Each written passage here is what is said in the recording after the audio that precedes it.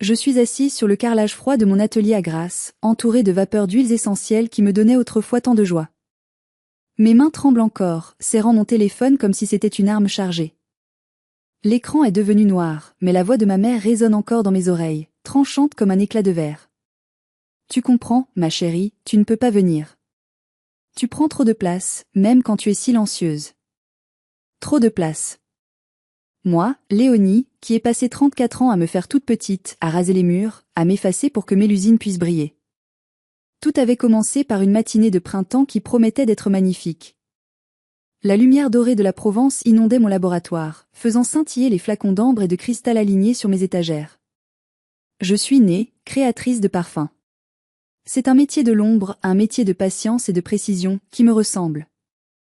Depuis 6 mois, je travaillais sur une création unique, une fragrance sur mesure pour le mariage de ma sœur cadette, Mélusine.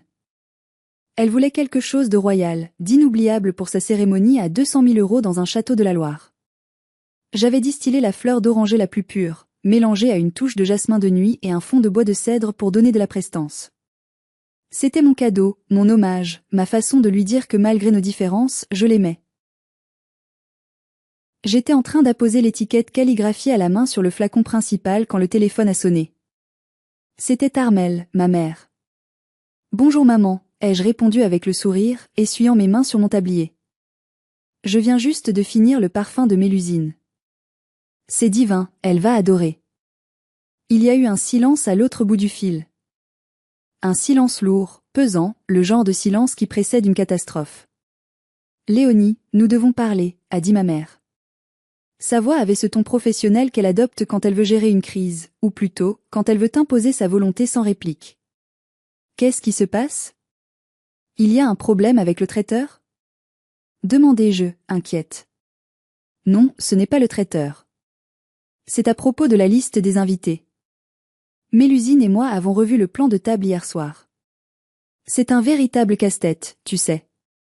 Le château de Chalain est magnifique, mais l'espace dans la salle de bal est optimisé. Mon cœur a raté un battement. Je connaissais ce château. Il pouvait accueillir 300 personnes. Mélusine avait invité 250 convives. Et ai-je murmuré, sentant une boule se former dans ma gorge. Et nous avons dû faire des choix difficiles, Léonie. Des choix pour le bien de l'esthétique générale et de l'harmonie de la journée. Maman a pris une inspiration, comme si ce qu'elle allait dire lui coûtait, alors que je savais pertinemment qu'elle répétait un discours préparé. Mélusine est très anxieuse. Elle a peur que ta présence, comment dire, ne déséquilibre l'atmosphère. Déséquilibre l'atmosphère? J'ai failli rire nerveusement. Maman, je suis sa sœur. Je suis son témoin. Tu n'es plus son témoin depuis qu'elle a choisi Céleste, cette influenceuse mode, tu te souviens? M'a-t-elle coupé sèchement. Écoute, Léonie, ne le prends pas mal. Mais tu as cette façon d'être un peu trop artiste, un peu trop mélancolique. Et tes tenues. Mélusine a peur que tu ne respectes pas le dress code glamour hollywoodien. Elle veut que tout soit parfait pour les photos du magazine. Ta présence, avec tes grands yeux tristes et ton mari photographe qui regarde tout le monde de travers, ça la stresse. Le monde a commencé à tourner au ralenti. Ma propre mère était en train de me désinviter du mariage de ma sœur parce que je n'étais pas assez instagrammable. Tu me demandes de ne pas venir? Ai-je articulé, la voix blanche. Je te demande de faire un sacrifice pour le bonheur de ta sœur. C'est son moment, Léonie. Une seule fois dans sa vie. Si tu l'aimes, tu comprendras que ta présence serait une distraction. On dira que tu es malade ou que tu as un voyage d'affaires urgent pour tes parfums. C'est plus simple comme ça. Et papa? Qu'est-ce qu'il en dit? Ton père est d'accord avec nous. Il pense que c'est mieux pour éviter les tensions. Allez, ne sois pas dramatique. Je t'enverrai des photos. Elle a raccroché. Juste comme ça. Je t'enverrai des photos. J'ai regardé le flacon de parfum devant moi. 6 mois de travail. 6 mois d'amour distillé goutte à goutte. D'un geste lent, presque délibéré, j'ai poussé le flacon du bord de la table. Il s'est écrasé sur le sol en béton avec un bruit cristallin, libérant une explosion de fleurs d'oranger et de jasmin. L'odeur était entêtante, suffocante. C'était l'odeur de mon humiliation. C'était l'odeur de la trahison. Avant de vous raconter comment cette douleur s'est transformée en une vengeance que je n'aurais jamais pu imaginer, j'aimerais savoir qui est avec moi aujourd'hui. Dites-moi dans les commentaires depuis quelle ville ou quel pays vous écoutez cette histoire, et quelle heure il est chez vous. Je me sens moins seule en sachant que vous êtes là. Je suis restée là, au milieu des débris de verre, réalisant que ce n'était pas seulement un flacon qui venait de se briser. C'était la dernière illusion que j'avais sur ma famille. Mais je ne savais pas encore que ce moment de désespoir absolu allait être le catalyseur de la plus belle aventure de ma vie. Je pensais avoir tout perdu, mais en réalité, je venais de tout gagner. Partie 2, le père invisible et la vérité nue, nombre de mots, 680, l'odeur du parfum brisé s'accrochait à mes vêtements, me suivant comme un fantôme alors que je sortais de l'atelier pour monter dans ma voiture. Mes mains tremblaient sur le volant. Je devais entendre la voix de mon père. Gilles. L'homme qui m'avait appris à faire du vélo, l'homme qui m'avait lu des histoires le soir. Maman pouvait être cruelle, obsédée par les apparences, je le savais. Mais papa? Il avait toujours été le médiateur, le calme dans la tempête. Il ne pouvait pas être d'accord avec cette folie. Il ne pouvait pas accepter que sa fille aînée soit exclue de l'événement familial de la décennie. J'ai composé son numéro via le kit main libre, roulant mécaniquement sur la route sinueuse qui descendait vers la côte. Il a répondu à la 3e sonnerie, sa voix basse, presque chuchotée. Allô, Léonie? Papa, dis-moi que ce n'est pas vrai. Dis-moi que tu n'as pas laissé maman et Mélusine me rayer de la liste des invités.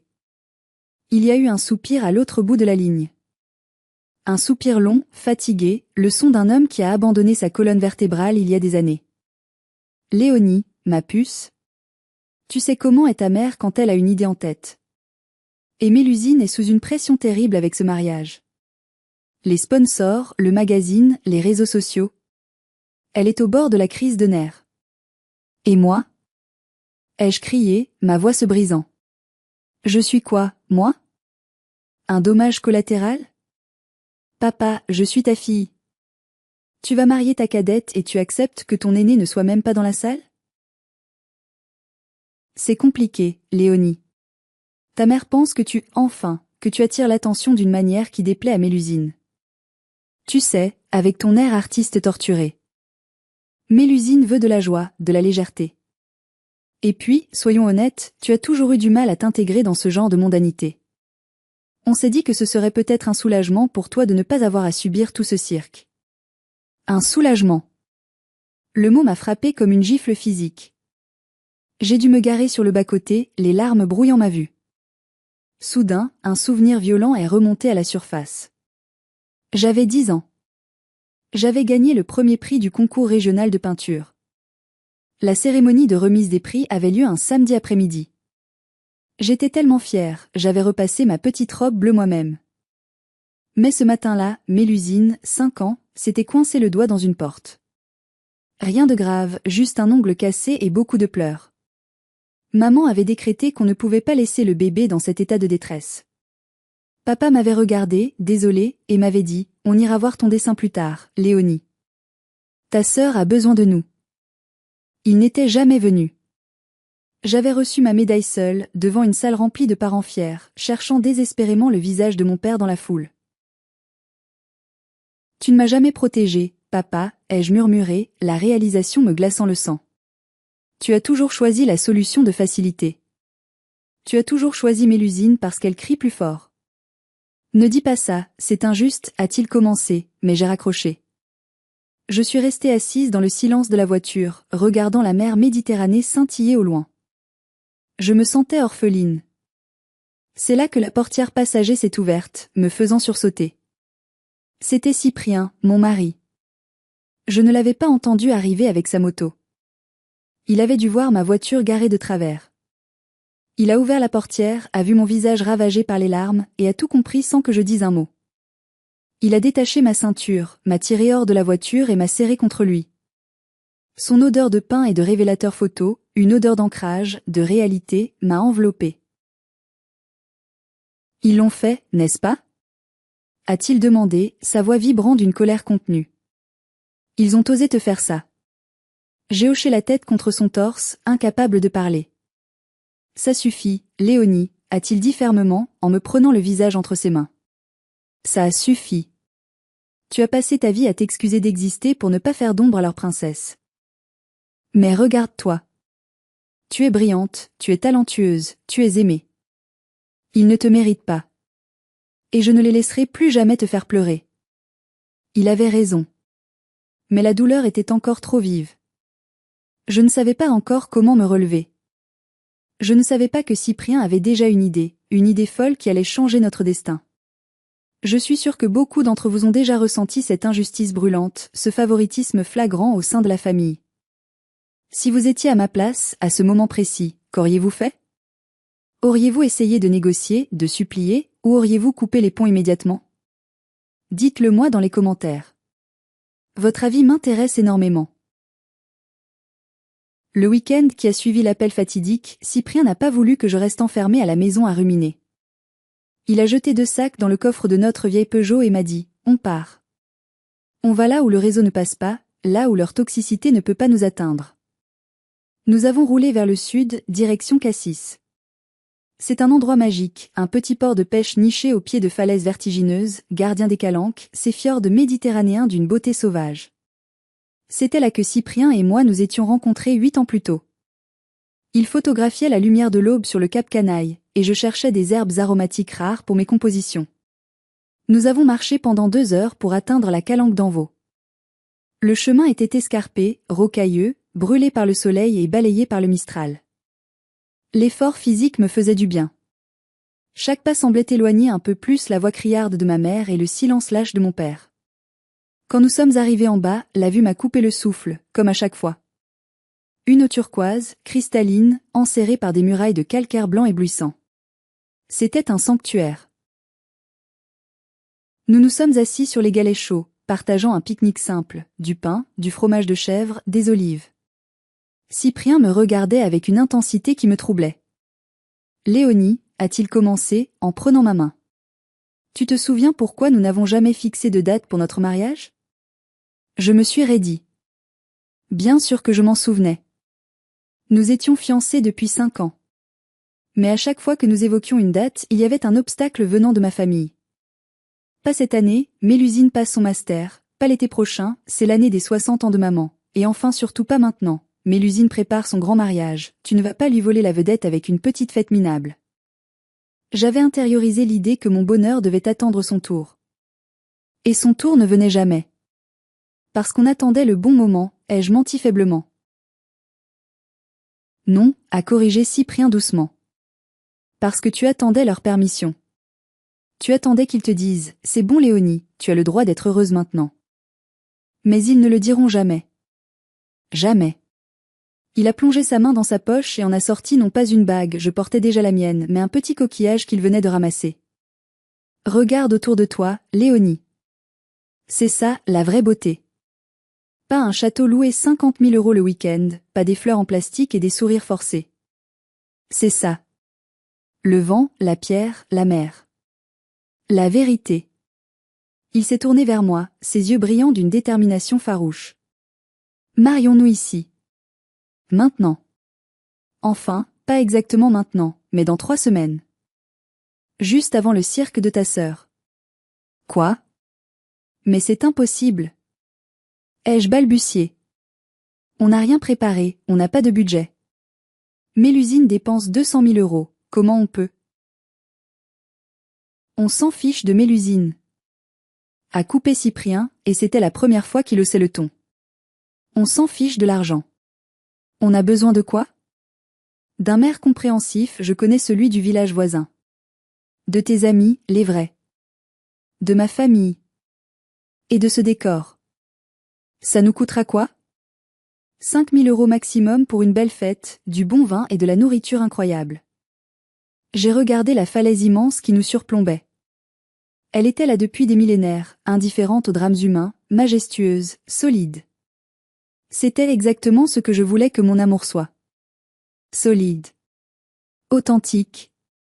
Mais maman va me tuer si je me marie avant Mélusine, ai-je chuchoté, la vieille peur refaisant surface. Maman t'a déjà tué, Léonie. Elle t'a renié en te désinvitant.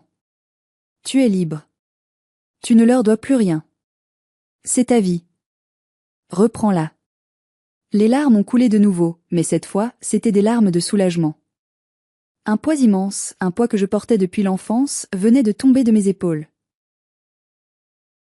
D'accord, ai-je dit, et ma voix s'est affermie. D'accord. On le fait. Ici, dans les calanques. Cyprien m'a embrassé, et j'ai senti le goût du sel sur nos lèvres. Ce n'était plus le goût des larmes, c'était le goût de la liberté. Nous avions 3 semaines pour organiser l'impossible. Mais pour la première fois, je ne le faisais pas pour plaire à quelqu'un d'autre. Je le faisais pour nous. Mais je ne savais pas encore que notre petit secret n'allait pas le rester longtemps, et que la fureur de ma mère allait bientôt s'abattre sur nous comme une tempête méditerranéenne. De retour à la maison, l'énergie avait changé. La tristesse qui imprégnait les murs avait laissé place à une frénésie joyeuse et créative. Nous étions comme 2 conspirateurs préparant le casse du siècle, sauf que notre butin était notre propre bonheur. Je me suis plongée dans ce que je savais faire de mieux, créer une atmosphère. Pour mon mariage, je ne voulais pas de la pompe artificielle que Mélusine étalait sur ses réseaux sociaux. Elle inondait Instagram de photos de ses essayages chez Dior, se plaignant que la dentelle de Chantilly à 500 € le mètre la grattait, ou hurlant contre son wedding plané parce que la teinte des serviettes était coquille d'œuf et non écrue impériale.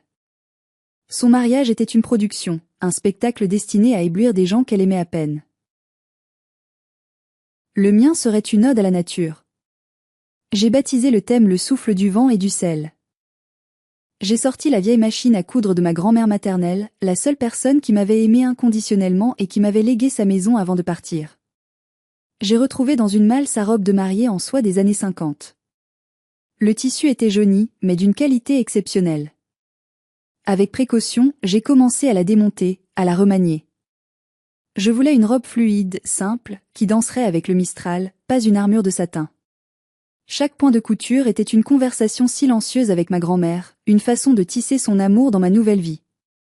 Pendant ce temps, Cyprien gérait la logistique avec une efficacité redoutable.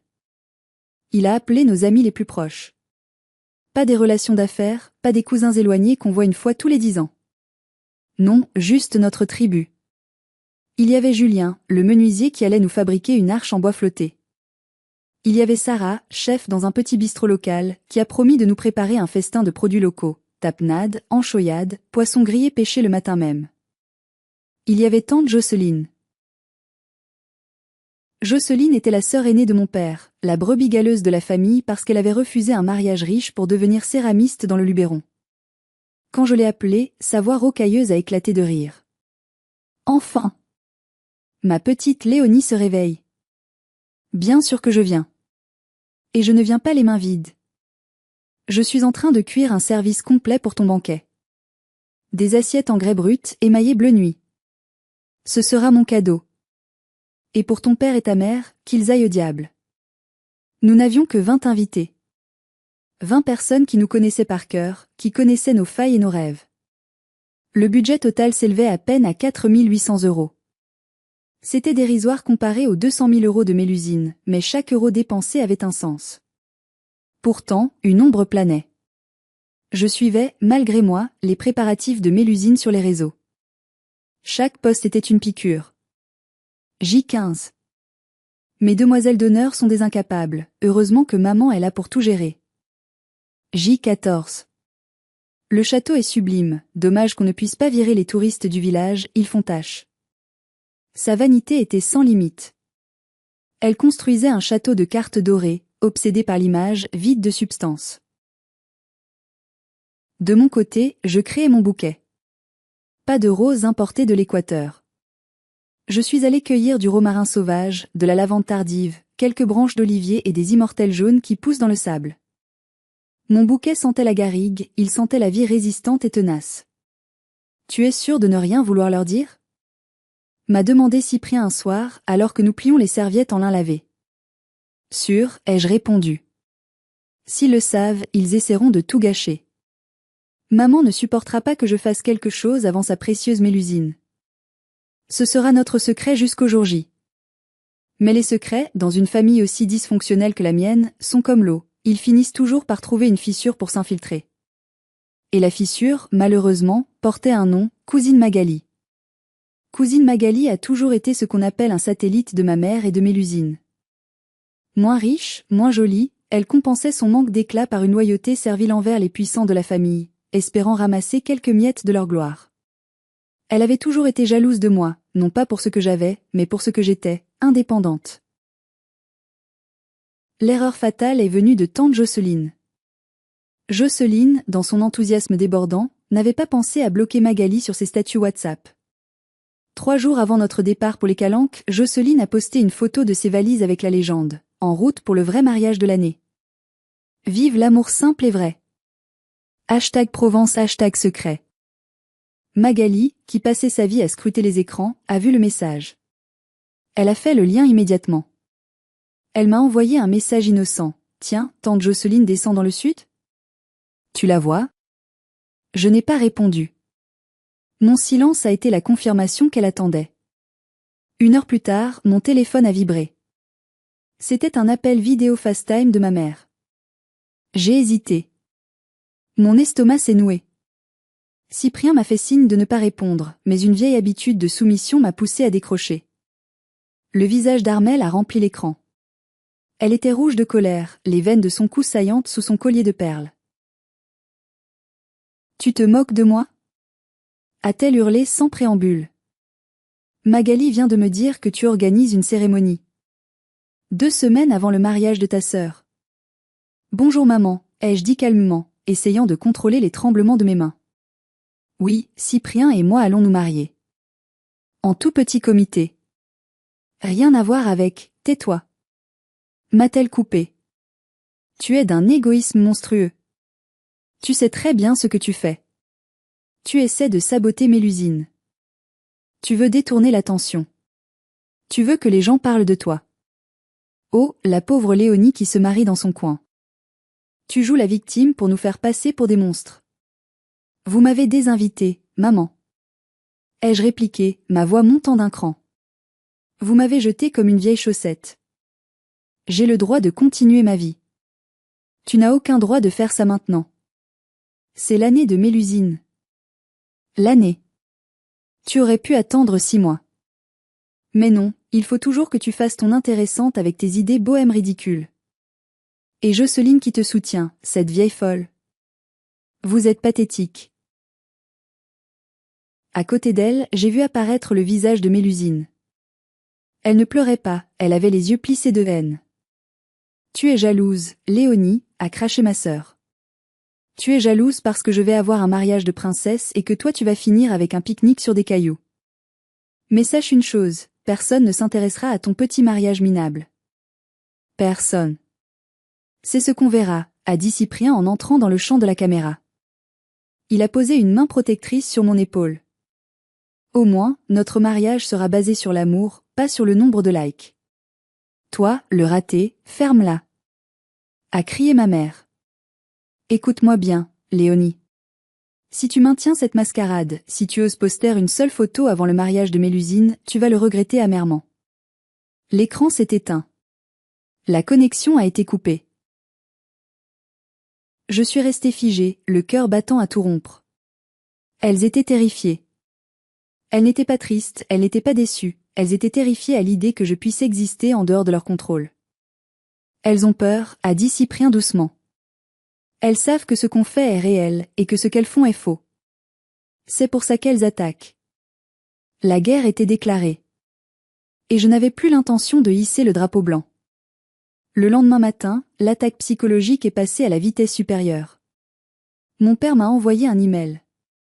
Pas un appel, un email. Le titre était « Dispositions testamentaires et fêtes de fin d'année ». J'ai ouvert le message, le cœur lourd. C'était un texte froid, juridique, probablement dicté par ma mère mot pour mot. Léonie, compte tenu de ton attitude de défiance et de ton manque de respect flagrant envers ta sœur et ta mère, nous sommes contraints de revoir nos arrangements futurs.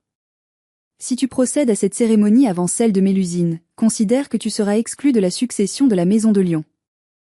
De plus, ta présence ne sera pas souhaitée à Noël cette année. Nous ne pouvons pas tolérer une telle trahison au sein de la famille. Choisis bien. Le chantage affectif et financier ultime. Il pensait me tenir.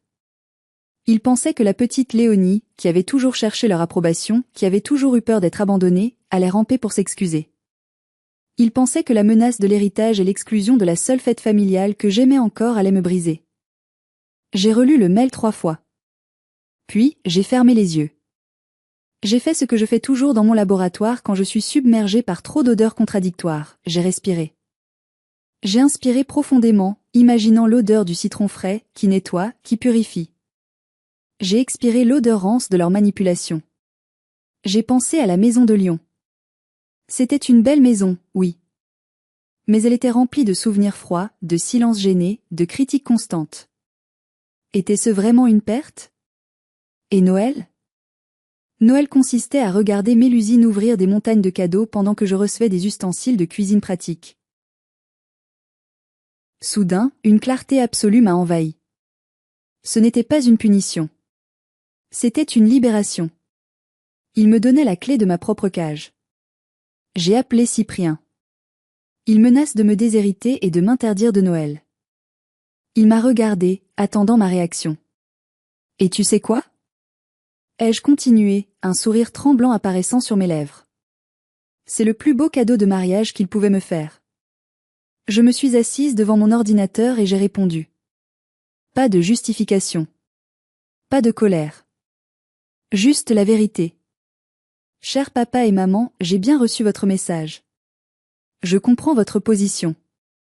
Si le prix à payer pour vivre ma vie selon mes propres termes est votre héritage et votre table de Noël, alors je l'accepte. Je ne vis plus pour votre approbation. Je vis pour mon bonheur. Je vous souhaite un beau mariage avec Mélusine. Adieu. J'ai appuyé sur envoyer. À cet instant précis, j'ai senti quelque chose se briser en moi. Mais ce n'était pas mon cœur. C'était la chaîne invisible qui me liait à eux depuis 34 ans. Je me suis levée de ma chaise et j'ai eu l'impression de peser 10 kilos de moins. C'est fait?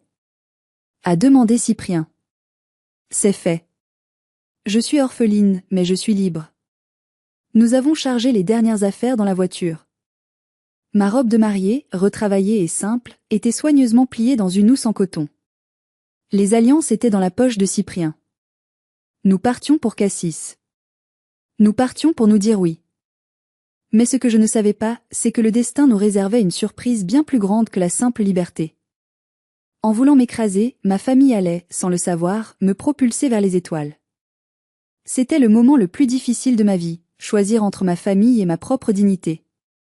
Avez-vous déjà dû prendre une décision aussi radicale? Avez-vous déjà dû dire adieu à des gens toxiques, même s'ils étaient de votre sang? Racontez-moi votre expérience, cela donne du courage à tout le monde. Partie 7, le grand jour dans les Calanques, nombre de mots, 760, le jour J s'est levé sur la Méditerranée comme une promesse tenue. Le ciel était d'un bleu si intense qu'il en paraissait irréel, ce bleu profond que l'on ne trouve qu'en Provence quand le Mistral a balayé tous les nuages. Il était 17 heures. La chaleur écrasante de la journée commençait à s'adoucir, laissant place à une lumière dorée, presque liquide, qui enveloppait les rochers blancs des Calanques. Il n'y avait pas de tapis rouge. Pas de quatuor à cordes jouant du Vivaldi. Juste le bruit rythmé des vagues s'écrasant contre la falaise et le chant assourdissant des cigales. Mes 20 invités avaient fait le trajet à pied ou en petit bateau. Ils étaient là, assis sur des coussins de lin blanc disposés directement sur la roche plate, pieds nus, un verre de vin rosé frais à la main. Ils riaient. C'était un son que je n'avais jamais entendu dans les fêtes de ma famille, un rire franc, détendu, sans prétention. Tante Jocelyne, vêtue d'une tunique en lin orange flamboyant, officiait la cérémonie. Elle se tenait sous l'arche de bois flotté que Julien avait construite le matin même, décorée simplement de voilages blancs qui dansaient follement dans le vent. Je suis arrivée au bras de Julien, mon ami menuisier, puisque mon père n'était pas là. Je portais la robe de ma grand-mère. Je l'avais modifiée pour qu'elle soit dos nu, laissant le vent caresser ma peau. Je ne portais pas de chaussures, juste un bracelet de cheville en coquillage. Dans mes cheveux lâchés, j'avais piqué quelques brins de lavande. Quand Cyprien m'a vu, il a cessé de respirer. Je l'ai vu dans ses yeux. Il ne regardait pas ma robe, ni ma coiffure. Il me regardait moi, Léonie, l'âme qu'il avait patiemment aidé à guérir.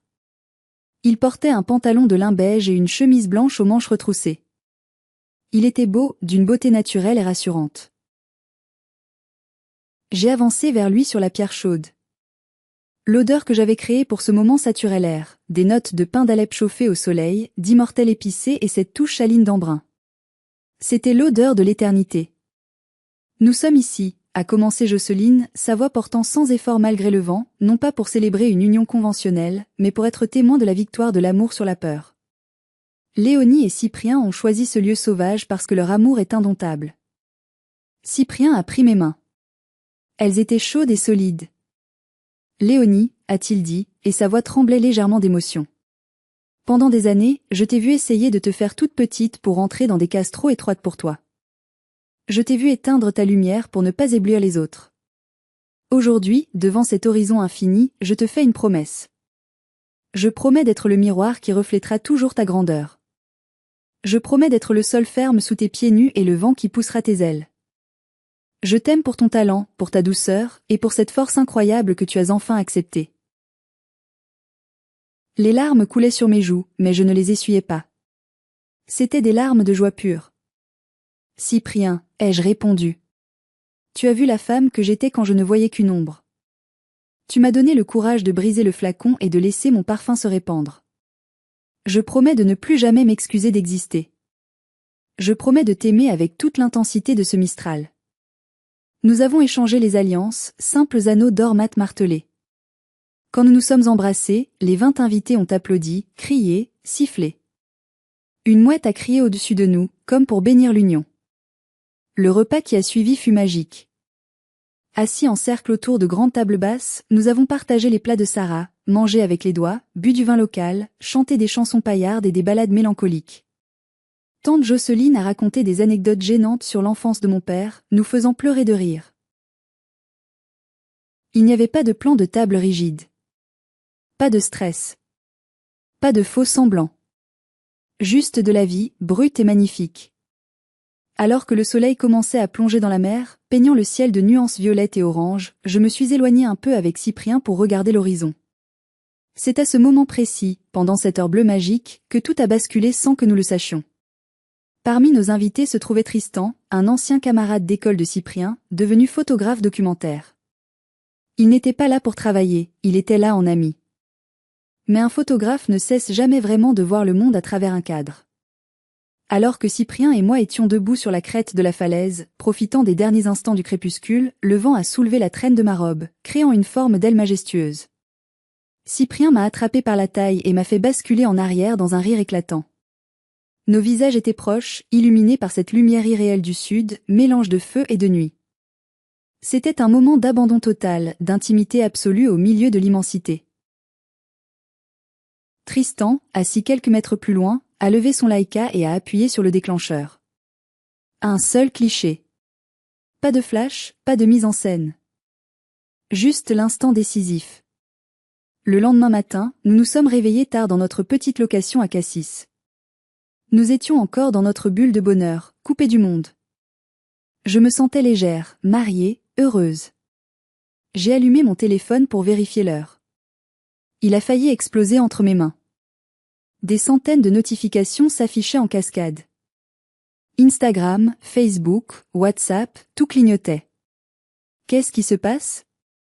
A marmonné Cyprien, encore endormi. J'ai ouvert Instagram. Tristan avait posté la photo la veille au soir avec une légende simple. L'amour n'a pas besoin de château. Il a juste besoin de vérité. Léonie et Cyprien, les Calanques, Provence. Hashtag mariage authentique, hashtag wild wedding, hashtag Provence, hashtag true love. La photo était bouleversante. Elle capturait non seulement notre joie, mais aussi une sorte de puissance élémentaire. Le contraste entre la robe de soie vintage et la roche brute, la tendresse de nos regards et la sauvagerie du paysage. C'était de l'art. Mais ce n'était pas tout. Un célèbre compte de slow living suivi par 2 millions de personnes avait reposté l'image. Puis un magazine de mariage alternatif. Et ce matin, c'était le compte officiel du tourisme en Provence. Les commentaires affluaient par milliers. C'est la plus belle photo de mariage que j'ai jamais vue. Enfin du vrai. On en a marre des mariages bling-bling. Regardez cette robe. C'est qui la créatrice ? On sent l'amour à travers l'écran, ça change des influenceuses plastiques. J'ai regardé le compteur de likes, 85 000. Et ça montait à chaque seconde. Cyprien, regarde ça, ai-je chuchoté. Il a regardé l'écran, les yeux écarquillés. Putain. Tristan a fait fort. Soudain, mon téléphone a sonné. Un numéro inconnu. J'ai décroché, hésitante. Bonjour, c'est la rédaction du magazine Mariage et Art de Vivre. Nous avons vu votre photo virale. C'est absolument sublime. Nous préparons un dossier sur le retour à l'authenticité. Nous voudrions faire une interview et acheter les droits de la photo pour notre couverture du mois prochain. J'ai regardé Cyprien. Il souriait. Ce n'était pas une vengeance calculée. C'était mieux. C'était le triomphe involontaire de notre vérité sur leur mensonge. Pendant que le monde entier s'émerveillait devant notre mariage à 5 000 €, à 400 km de là, dans un château de la Loire, Mélusine devait être en train de hurler sur ses demoiselles d'honneur, ignorant encore que la tempête médiatique allait bientôt s'abattre sur son événement de l'année. 2 semaines plus tard, le jour du mariage de Mélusine est arrivé. Nous n'étions pas là, bien sûr, bannis et rayés de la carte. Mais grâce à tante Jocelyne qui avait décidé d'y aller en espionne infiltrée pour nous faire un rapport détaillé et aux réseaux sociaux, nous avons eu une place au premier rang pour assister au désastre.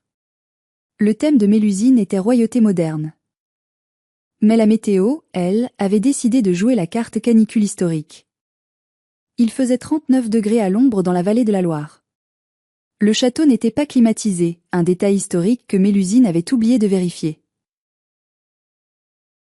Jocelyne m'envoyait des textos en direct, cachés dans les toilettes. 14 heures, les invités fondent comme des glaces au soleil. Le marié transpire tellement qu'on dirait qu'il sort d'une piscine.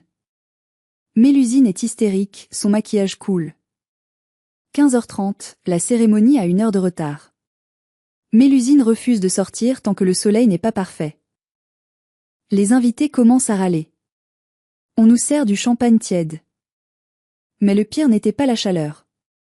Le pire, c'était l'ombre de mon mariage qui planait sur le sien. La photo de Tristan avait continué de tourner. Elle était devenue un mème positif, un symbole. Des articles titraient « Pourquoi les mariages intimes en nature sont la nouvelle tendance chic avec notre photo en une ». Pendant le cocktail interminable, les invités de Mélusine, ennuyés, scrollaient sur leur téléphone. Et que voyaient-ils? Mon visage. Mon bonheur. Jocelyne m'a raconté qu'elle avait entendu des conversations à table. Tu as vu la sœur de la mariée? Léonie? Oui. Sa photo est partout. C'est incroyable comme c'est classe, son truc. Franchement, ça a l'air plus sympa que d'étouffer ici dans ce corset. C'est ça, le vrai luxe. La simplicité. Tu crois que Mélusine est au courant?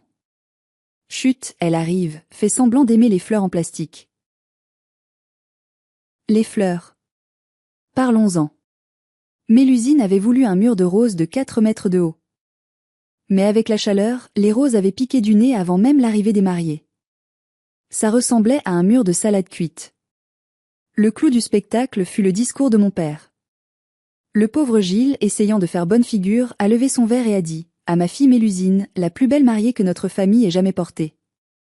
Quelqu'un au fond de la salle, peut-être un peu éméché, a crié, et à l'autre fille, la star d'Internet. Un rire gêné a parcouru l'assemblée. Mélusine s'est figée. Elle a arraché son voile, a jeté son verre de cristal par terre et a quitté la salle en hurlant. C'était le chaos. Un mariage à 200 000 € ruiné non pas par moi, mais par la comparaison inévitable entre le faux et le vrai. J'aurais dû ressentir de la pitié. Après tout, c'était ma sœur. Mais en regardant les stories Instagram des invités qui filmaient discrètement la crise de nerfs de la mariée, je n'ai ressenti qu'une froide satisfaction. Ils avaient voulu m'effacer. Ils avaient voulu que je sois invisible. Et par une ironie du sort délicieuse, j'étais devenue la personne la plus présente dans la pièce, sans même y être physiquement. C'est ce qu'on appelle le karma instantané. Avez-vous déjà vu une situation où quelqu'un essayant d'humilier autrui finit par s'humilier lui-même? Racontez-moi ces moments de justice poétique dans les commentaires. La nuit de noces de Mélusine ne s'est pas passée comme dans les contes de fées. Vers 2 heures du matin, mon téléphone a vibré sur la table de chevet. C'était elle. J'ai hésité. Je dormais paisiblement dans les bras de Cyprien, loin de tout ce vacarme. Mais la curiosité, et peut-être le besoin de clore ce chapitre, m'a poussé à répondre. J'ai mis le haut-parleur. Tu es contente de toi, hein? La voix de Mélusine était pâteuse, déformée par l'alcool et les pleurs. Tu as tout gâché. Tout. Bonjour Mélusine, ai-je dit doucement. Félicitations pour ton mariage. Ferme-la. Ne me félicite pas. Tu sais très bien ce que tu as fait. Tu as acheté cette photo. Tu as payé ce photographe pour qu'il te rende belle. Tu as payé les magazines. C'est impossible que tu aies autant de likes avec ta robe de grand-mère et tes cheveux en bataille. C'est impossible. Sa détresse était palpable, mais son déni était encore plus grand. Elle ne pouvait pas concevoir que l'on puisse être admiré sans artifice, sans argent, sans stratégie marketing. Je n'ai rien payé, Mélusine. C'est juste la vie. Les gens ont aimé l'émotion, c'est tout. L'émotion? Tu parles. Tu as fait sa part pure méchanceté. Tout le monde ne parlait que de toi ce soir. Oh, Léonie est si bohème. Oh, Léonie est si authentique. J'ai envie de vomir. C'était MON jour. Maman avait promis que tu ne serais pas là pour me faire de l'ombre, et tu as trouvé le moyen d'être partout. Tu es une sorcière. Soudain, j'ai entendu une voix masculine en arrière-plan. C'était Emeric, son nouveau mari. Un homme d'affaires plutôt calme, que je connaissais peu. Mélusine, arrête ça. Raccroche. Tu te ridiculises. Laisse-moi. A-t-elle crié. C'est de sa faute si la pièce montée a fondu. C'est de sa faute si tu ne m'as pas regardé comme Cyprien la regarde sur cette photo. Il y a eu un bruit de lutte, puis la voix d'Emeric s'est approchée du téléphone. Léonie? C'est Emeric. Je suis désolée. Elle a beaucoup bu.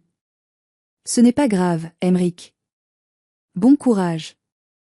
Attends, a-t-il dit, et sa voix a changé de ton. J'ai vu la photo. Elle est magnifique. Vraiment. Et, j'ai appris ce soir que tes parents t'avaient des invités. Je ne savais pas. On m'avait dit que tu étais en voyage d'affaires. C'est une longue histoire, Emeric.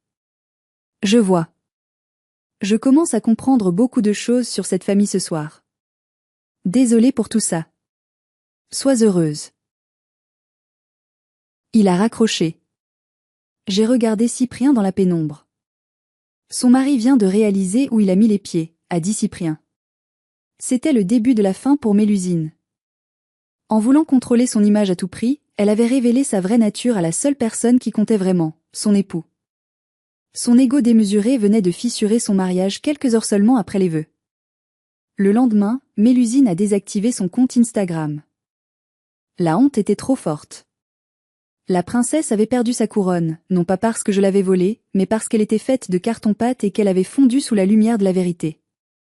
Le silence radio a duré 3 jours. 3 jours de paix bénie.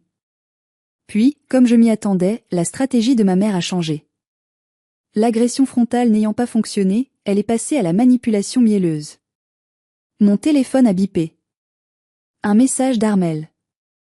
Pas d'excuses, pas de remords. Juste de l'opportunisme pur. Ma chérie. Je viens de voir que le magazine Vogue a partagé ta photo. C'est incroyable. Je suis si fière de toi. Tu as toujours eu ce petit côté artistique que tu tiens de moi, bien sûr. Dis, j'ai vu que tu donnes des interviews. N'oublie pas de mentionner que ton goût pour les fleurs vient des jardins de notre maison de famille à Lyon. Et ce serait gentil de taguer le compte Instagram de Mélusine dans tes prochains posts. La pauvre chérie est un peu déprimée après son mariage, la chaleur a été terrible, ça l'aiderait à remonter la pente si tu lui envoyais un peu de ton trafic. Après tout, c'est grâce à nous si tu as eu cette idée de mariage en Provence, non? On forme une équipe. J'ai relu le message, incrédule. Grâce à nous. Elle osait s'attribuer le mérite de mon mariage parce qu'elle m'en avait donné l'idée en m'excluant du sien? L'acrobatie mentale était digne d'une médaille olympique. Elle voulait que je partage mon trafic. Elle voulait transformer mon humiliation passée en profit actuel pour sa fille préférée. J'ai commencé à taper une réponse pleine de colère, voulant lui rappeler ses insultes, le chantage à l'héritage, la cruauté. Puis je me suis arrêtée. Cyprien m'a pris le téléphone des mains. Ne leur donne pas ta colère, Léonie. Ta colère, c'est encore de l'énergie. C'est encore un lien. Donne-leur ce qu'ils craignent le plus, le silence. Et des limites infranchissables. Il avait raison. J'ai effacé mon brouillon. J'ai écrit une réponse courte, définitive. Maman, il n'y aura pas de tag. Il n'y aura pas de mention. J'ai bien retenu ta leçon, je ne veux pas faire d'ombre à Mélusine. Je reste donc dans ma lumière et elle dans la sienne. Ne me contactez plus pour des demandes de ce genre. Je suis occupée à vivre ma vie. Léonie. Ensuite, j'ai appuyé sur bloquer le contact. Pour Armel. Pour Gilles. Pour Mélusine.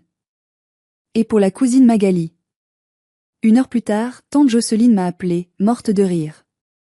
Tu as déclenché l'apocalypse, ma grande. Armel est en train de dire à tout le monde que tu es une ingrate qui a oublié d'où elle vient dès qu'elle a eu un peu de succès. Mais tu sais quoi? Personne ne l'écoute. Les cousins, les oncles, ils ont vu les photos. Ils ont vu la différence. Ils commencent à comprendre que la méchante de l'histoire, ce n'est pas toi.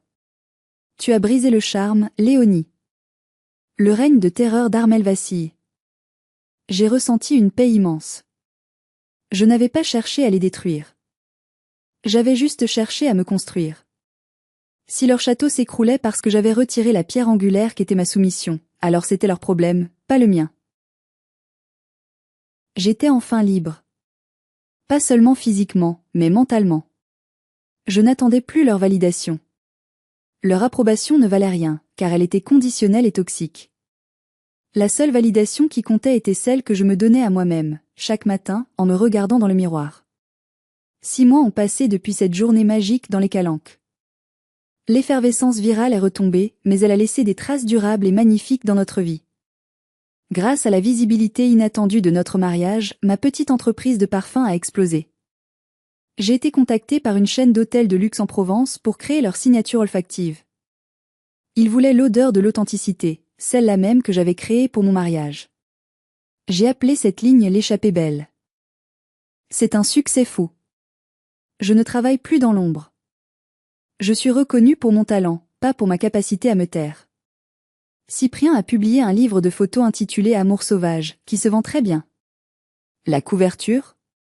C'est nous, sur cette falaise, riant face au vent. Quant à ma famille, les nouvelles me parviennent par bribes via tante Jocelyne. Mélusine et Emeric sont séparés. Il n'a pas supporté son immaturité et l'influence constante de ma mère. Le divorce est en cours, et c'est apparemment très laid. Mélusine a tenté de revenir sur les réseaux sociaux en jouant la carte de la victime du divorce, mais la magie n'opère plus. Mes parents sont seuls dans leur grande maison de Lyon. Papa a essayé de m'appeler une fois, probablement en cachette, mais je n'ai pas répondu. Je ne suis pas prête. Peut-être ne le serai-je jamais. Et c'est d'accord. J'ai appris que le pardon ne signifie pas nécessairement la réconciliation. Je leur pardonne pour avancer, pas pour reculer. Je suis assise ce soir sur la terrasse de notre nouvelle maison, une petite bastide au milieu des oliviers que nous avons pu acheter grâce à nos nouveaux contrats. Le soleil se couche, peignant le ciel de ces mêmes couleurs violettes que le jour de notre mariage. Je respire l'odeur du thym et de la terre chaude. Je repense à cette bouteille de parfum brisée sur le sol de mon atelier. À ce moment-là, je pensais que ma vie était finie. Je pensais que j'étais seule, rejetée, sans valeur. Je ne savais pas que cette cassure était nécessaire pour que la lumière puisse entrer. J'ai compris quelque chose de fondamental, on ne peut pas forcer les gens à nous aimer, même si c'est notre famille. Mais on peut choisir de s'aimer soi-même assez fort pour partir. On peut choisir de construire sa propre famille, faite d'amis, d'amour et de respect mutuel. Ma vengeance n'a pas été de détruire le mariage de ma sœur. Ma vengeance a été d'être heureuse. Radicalement, insolemment, authentiquement heureuse. Et ça, c'est quelque chose qu'aucun filtre Instagram ne pourra jamais imiter. À tous ceux qui m'écoutent et qui se sentent de trop, pas assez, ou qui vivent dans l'ombre de quelqu'un d'autre, n'ayez pas peur de briser le flacon. N'ayez pas peur de décevoir ceux qui vous utilisent. Votre lumière est là, elle attend juste que vous cessiez de la cacher. Faites votre propre chemin, même s'il est rocailleux, même s'il est solitaire au début. La vue en vaut la peine.